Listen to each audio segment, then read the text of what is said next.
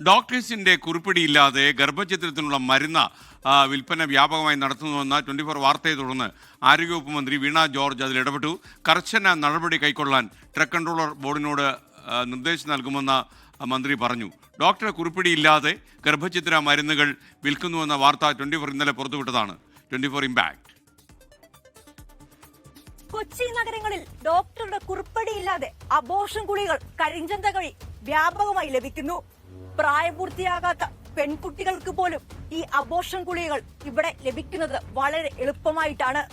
കൊച്ചിയിൽ ഗർഭഛിദ്ര മരുന്നുകൾ ഡോക്ടറുടെ കുറിപ്പടിയില്ലാതെ മെഡിക്കൽ സ്റ്റോറുകൾ വഴിയും ഏജന്റ് വഴിയും ലഭിക്കുന്നുവെന്ന് 24 അന്വേഷണത്തിൽ കണ്ടെത്തിയിരുന്നു. 24 വാർത്ത ശ്രദ്ധയിൽപ്പെട്ട ആരോഗ്യമന്ത്രി വീണ ജോർജ് വിഷയത്തിൽ കർശനമായ നടപടിയുണ്ടാകുമെന്ന് പ്രതികരിച്ചു. നിയമപരമായി തെറ്റാണ്, ഒരു കാരണവശാല് നമുക്ക് അംഗീകരിക്കാൻ പറ്റുന്നതല്ല, നടപടിയെടുക്കും. അത് ഏത് സ്ഥാപനമാണെന്നുള്ളത് തന്നാൽ ഉറപ്പായിട്ട് നടപടിയെടുക്കും. ട്രക്ക് കൺട്രോളർക്ക് നിർദ്ദേശം കൊടുക്കും. ജീവൻ പോലും അപകടത്തിലാക്കുന്നതാണ് ഈ മരുന്നുപയോഗമെന്ന് 24 അന്വേഷണത്തിൽ കണ്ടെത്തിയിരുന്നു. ശ്രീലക്ഷ്മി ബി പിള്ള, 24 കൊച്ചി.